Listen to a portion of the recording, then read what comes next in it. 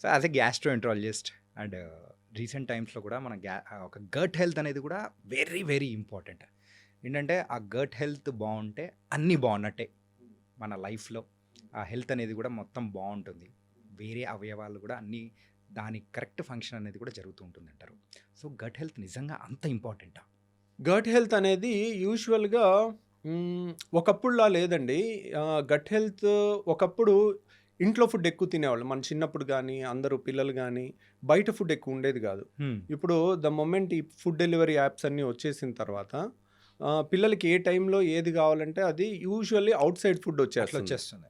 So, ఒకప్పుడు చక్కగా ఇంట్లో ఫుడ్ తినేవాళ్ళు. అప్పుడప్పుడు వారానికి ఒక్కసారి రెస్టారెంట్‌కెళ్ళేవాళ్ళు, బయట తినేవాళ్ళు. Okay. That's a different thing. ఇప్పుడు గట్ హెల్త్ సరిగ్గా ఉండాలంటే మనం తినే ఫుడ్ సరిగ్గా ఉండాలి. రైట్. మనం తినే ఫుడ్‌లో క్వాలిటీ కన్నా కూడా టేస్ట్‌కి ఇంపార్టెన్స్ ఉన్నప్పుడు వాళ్ళు ప్రిపేర్ చేసేవాళ్ళు కూడా దీని టేస్ట్ ఎక్కువ ఉండాలి, ఏది కలిపినా పర్వాలేదు అన్నట్టు ఉంటారు. సో, ఆబ్వియస్లీ వాళ్ళకి వాళ్ళ సేల్ ఇంపార్టెంట్. రైట్. వాళ్ళకి మన health is not important. But ఇంట్లో మన మదర్ ప్రిపేర్ చేశారనుకోండి, వాళ్ళకి టాప్ ప్రియారిటీ ఏముంటుంది, మన హెల్త్ బాగుండాలి, కొంత టేస్ట్ ఉండాలని రెండూ ఉంటాయి. ఆ ప్రేమ అనేది ఉంటుంది, వీళ్ళ ఆరోగ్యం అనేది ఉంటుంది. అది అవుట్ సైడ్ ఫుడ్ డెలివరీ యాప్స్లో అది ఉండదు. కాబట్టి మనం చెత్త అంతా తినేసరికి ఇప్పుడు గట్ హెల్త్ చాలా మంది గ్యాస్ గ్యాస్ గ్యాస్ గ్యాస్ అని ఉదయం లేస్తే గ్యాస్, అంతా గ్యాస్ మయం లాగా అయిపోయింది ప్రపంచం అంతా. అందరూ సార్ గ్యాస్ అంటారు, లేదంటే తేపులు అంటారు, లేదంటే కింద నుంచి అంటారు, లేకపోతే ఉబ్బరం అంటారు. ఇంకా విచిత్రమైన కంప్లైంట్లు. అంటే మనం విచిత్రమైన ఫుడ్లు తిన్నప్పుడు అన్ని టెక్స్ట్ బుక్లో డిస్క్రైబ్ చెయ్యని కంప్లైంట్స్తో వస్తుంటారు. ఓకే. ఎందుకంటే టెక్స్ట్ బుక్లు పేషెంట్లు చూసి రాస్తారు. కాబట్టి బుక్లో ఉన్నదంతా పేషెంట్లో ఉండాలనుకుంటే ఉండదు. ఎందుకంటే ఈ బుక్కులు రాసే టైంలో ఈ ఫుడ్ డెలివరీ యాప్లు లేవు. ఓకే. కాబట్టి ఇప్పుడు వచ్చే కంప్లైంట్స్ అన్ని చూస్తుంటే ఇంకా విచిత్రమైన కంప్లైంట్లు వస్తున్నాయి. ఇప్పుడు బుక్స్ కనుక రాస్తే, అంటే అప్పుడు బుక్స్ సుమారు ఒక 1000 పేజెస్ అప్రాక్సిమేట్ మనం అనుకున్నాం. అంటే ఇప్పుడు సుమారు ఒక 50,000 పేజెస్, 1,00,000 పేజెస్ పెట్టుకొని బుక్ పెట్టుకొని ఇంత పెట్టి తిరగాలి. రోజుకి బుక్కుల సైజ్ పెరిగిపోతుంది. So but okay, gut health is very important. మన పేగులో ఆల్మోస్ట్ ట్రిలియన్స్ ఆఫ్ బ్యాక్టీరియా ఉంటాయండి. They are all good bacteria, మనకి హెల్ప్ చేస్తూ ఉంటాయి. మనకి కొన్ని హార్మోన్స్ని తయారు చేస్తాయి, మనకి కొన్ని ఇమ్యూనిటీ పవర్ని పెంచే బ్యాక్టీరియా ఉంటాయి. They are symbiosis. ఇప్పుడు మనకి కొన్ని బ్యాక్టీరియా, మనకి చాలా మంచి బ్యాక్టీరియా ఎక్కువ ఉండాలి. సో కొన్ని చెడు బ్యాక్టీరియా కూడా ఉంటాయి. ఒక్కోసారి మనం అన్హెల్దీ ఫుడ్ ఎక్కువ తింటా ఉంటే ఆ చెడు బ్యాక్టీరియా పెరగటం వల్ల మనకి రకరకాల వ్యాధులు, క్రాన్స్ అని, అల్సరేటివ్ కోలైటిస్ అని రకరకాల జబ్బులు రావచ్చు. గ్యాస్ సమస్య అని, ఐబిఎస్ అని రకరకాలు. So gut health is very important. And stress వల్ల కూడా ఒకప్పుడు కన్నా ఇప్పుడు స్ట్రెస్ లెవెల్స్ పెరుగుతుంది. ఆ స్ట్రెస్ లెవెల్స్ పెరగటం వల్ల వాళ్ళకి స్ట్రెస్ ఎప్పుడైతే పేగులు కదలికలు ఇష్టం వచ్చినట్టు జరుగుతాయి.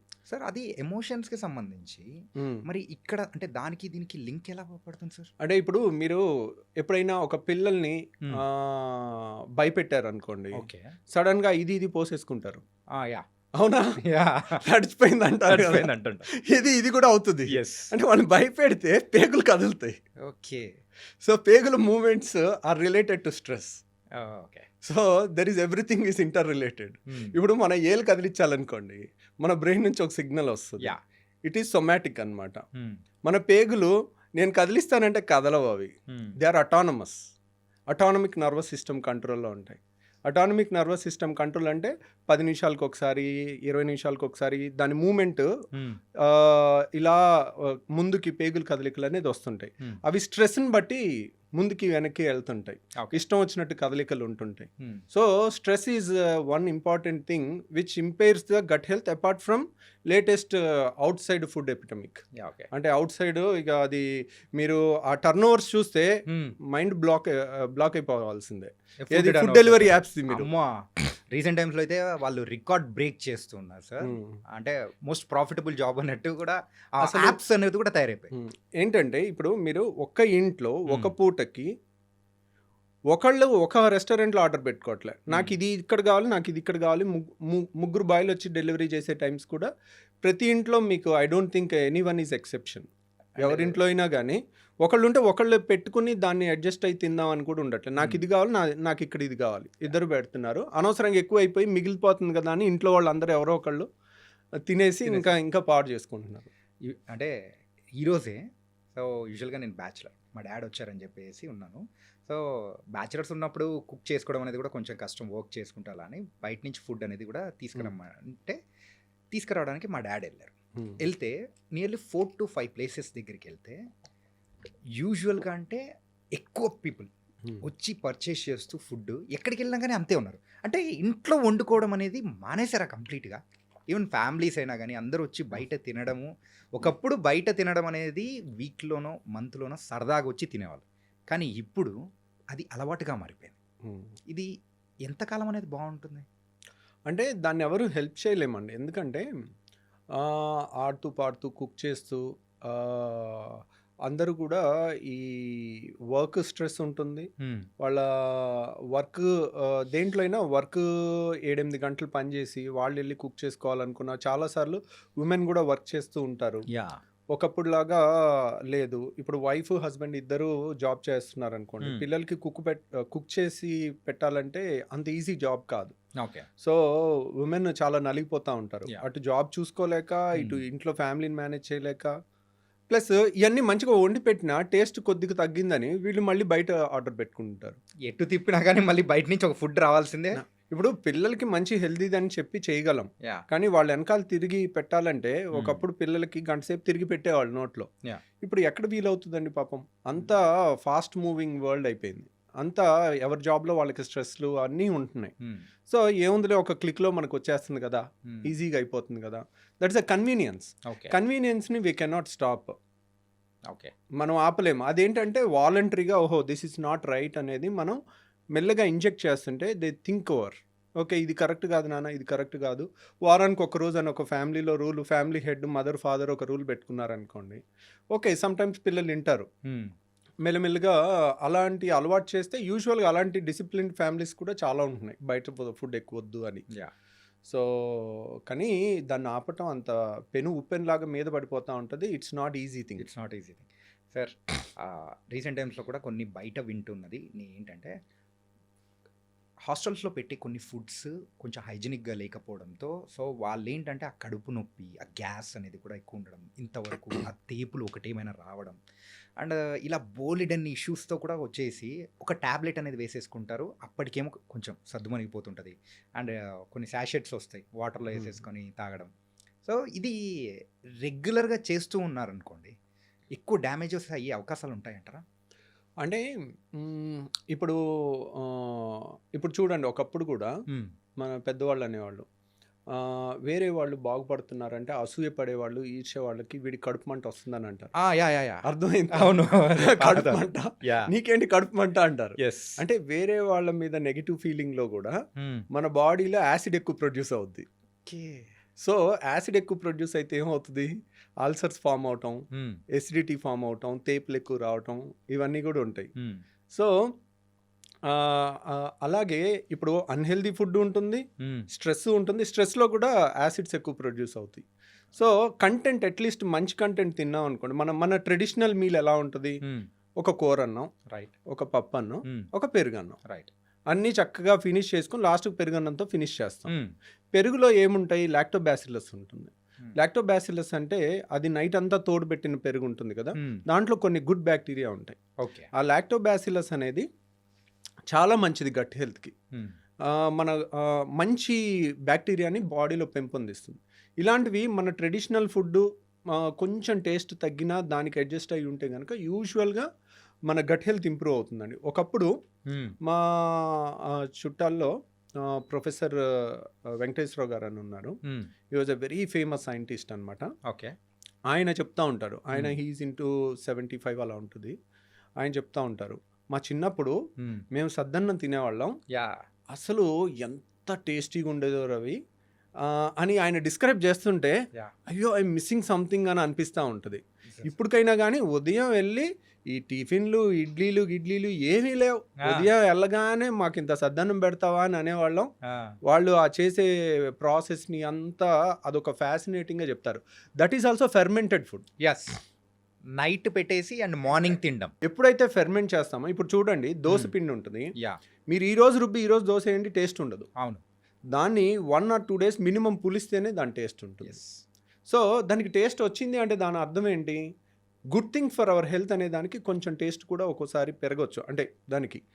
సో అదే కంటెంట్ ఏం లేదు, ఒకరోజు ఆగితే ఆ ఫెర్మెంటేషన్లో గుడ్ బ్యాక్టీరియా వచ్చి మన హెల్త్కి ఇంప్రూవ్ చేసే అవకాశం ఉంటుంది. సో అలాంటివన్నీ మన పాత ట్రెడిషన్స్ అన్నీ కూడా అందరం మర్చిపోతా ఉన్నాము.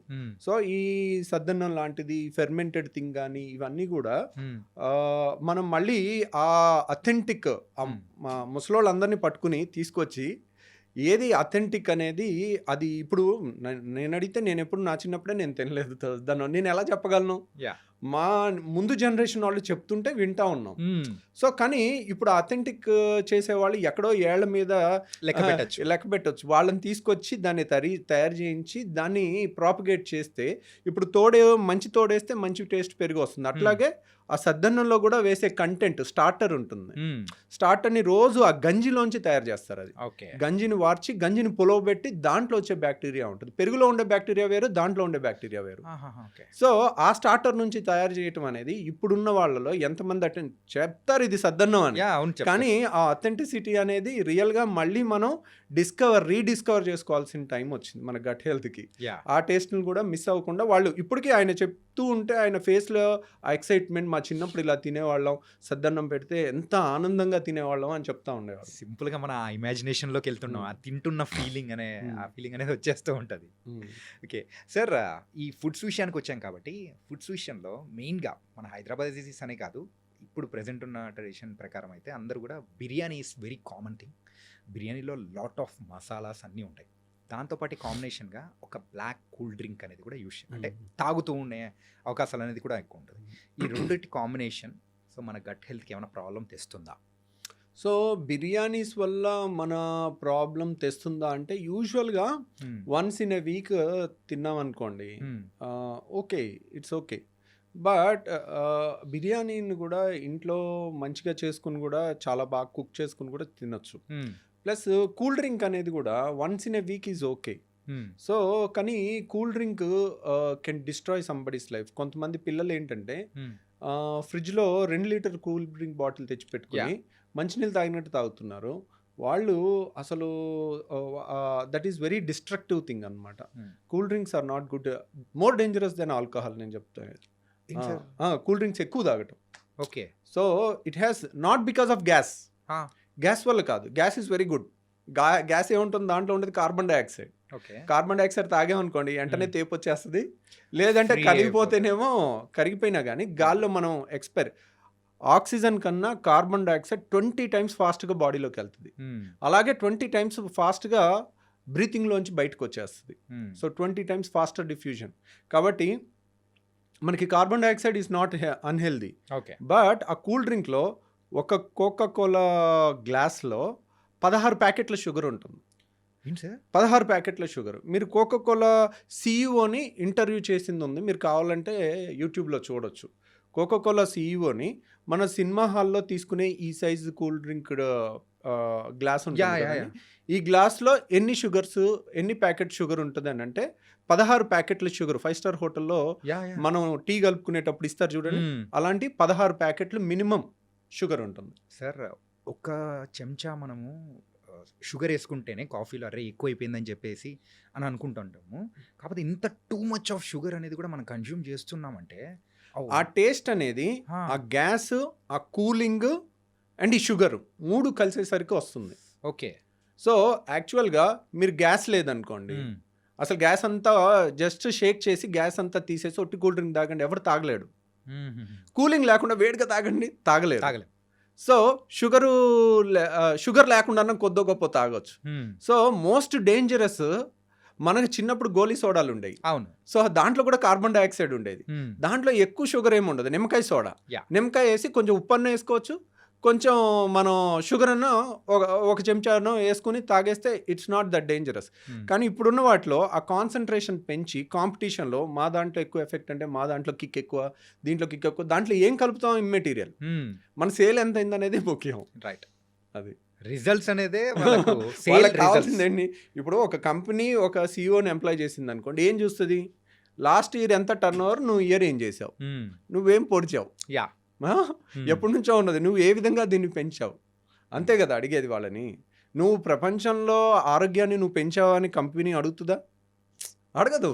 మల్టీనేషనల్ కంపెనీస్కి అస్సలు అడగదు. కాబట్టి నువ్వు లాస్ట్ ఇయర్ టార్గెట్ ఎంత, ఈ ఇయర్ టార్గెట్ ఎంత పడింది, ఎంత పెరిగింది, నువ్వేం చేసావు అంతే అడుగుతారు. కానీ మన దాంట్లో ఎంత హెల్త్ చేసావు, ఎంత హెల్త్ సొసైటీకి ఇస్తున్నావు అది అడగరు. ఓకే, వాటికి 24 గంటలు అడ్వర్టైజ్మెంట్లు ఉంటాయి. యా, గుడ్ హెల్త్కి ఎవడు అడ్వర్టైజ్మెంట్ చేయాలి? కొత్త కన్సెప్షన్ ఆఫ్ షుగర్ని కూడా తీసుకుంటున్నాము. అండ్ తలుచుకుంటుంటేనే ఒక రకంగా కూల్ డ్రింక్ అంటేనే భయం వేస్తుంది, చాలా డిస్టెన్స్ ఉండాలనిపిస్తూ ఉంది. ఓకే, అండ్ ఈ మసాలాస్ దాని గురించి కూడా మాట్లాడుకుందామా సార్? ఏంటంటే కొన్ని మసాలాస్ కొంత మోతాదు వరకు ఆ బాడీకి ఇట్స్ హెల్తీ అనుకుంటాం, కాకపోతే ఎప్పుడు దాన్ని దాటితే మన గట్ కానీ లేకపోతే ఆ గ్యాస్ట్రిక్ ప్రాబ్లమ్స్ ఎప్పుడు వస్తూ ఉంటాయి? అంటే ఇప్పుడు మన మసాలాస్లో ఇప్పుడు చాలా వరకు అల్లం కానీ, తెల్లుల్లి కానీ, ఇవన్నీ కూడా కొంత యాంటీ ఆక్సిడెంట్ ప్రాపర్టీస్ ఉంటాయి. They are not very bad. So తర్వాత దాల్చిన చెక్క కానీ, కొన్ని ఫ్లేవరింగ్ థింగ్స్ కానీ, ఇవన్నీ కూడా చాలా మంచి ఫ్లేవర్ని ఇస్తాయి. వాటిలో హెల్త్ ప్రాబ్లం ఏమి ఉండదండి. యూజువల్గా ఓన్లీ మసాలా వల్ల కొంతమందికి ఎసిడిటీ ఆల్రెడీ ఉన్న వాళ్ళకి, లోపల అల్సర్స్ ఉన్న వాళ్ళకి కానీ, లేకపోతే రిఫ్లెక్స్ అంటారు, అంటే వాళ్ళకి ఒక వాల్వ్ లూజ్గా ఉంటుంది. ఓకే, పేగులో పైనుంచి కిందకి వెళ్ళాలి కానీ కింద నుంచి పైకి రాకూడదు. ఆ వాల్వ్ ఒకటి ఉంటుంది ఇక్కడ. ఆ వాల్వ్ అంటే ఛాతీకి పొట్టకి మధ్యలో ఒక వాల్వ్ ఉంటుంది. ఆ వాల్వ్ లూజ్గా ఉంటుంది. వాళ్ళు తిన్నది మళ్ళీ గ్రైండర్, ఒకసారి ఒక బిర్యానీ కానీ ఒక మీల్ కానీ తినేసాం అనుకోండి, గ్రైండర్ ఆన్ అవుతుంది, మెల్లగా తిరుగుతూ ఉంటుంది.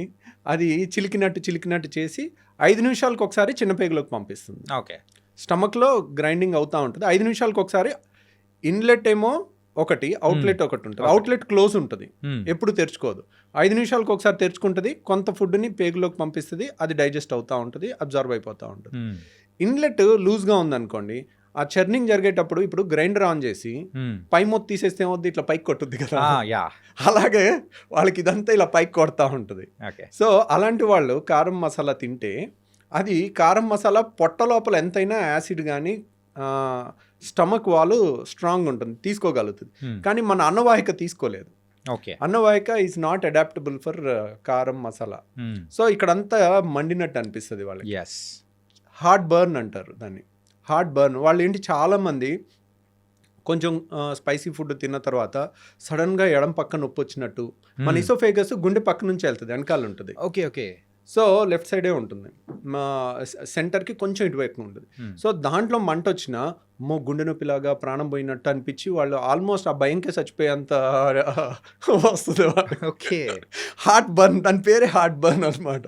మీరు హార్ట్ అటాక్ అనుకుని వెళ్ళే పేషెంట్లో 100 మందిలో 90 మంది వీళ్ళే ఉంటారు, ఎందుకంటే ఇది సర్వసాధారణమైన సమస్య. ఓకే, వాళ్ళు వెళ్ళగానే ఒక ఈసీజీ తీస్తారు, ఒక యాంజియోగ్రాఫ్ చేస్తారు, ఒక ఎకో చేస్తారు, హార్ట్కి సంబంధించిన అన్ని టెస్టులు చేసి హార్ట్ అటాక్ కాదు అంటే వాళ్ళు అప్పుడు ప్రశాంతంగా నిద్రపోతారు అనమాట.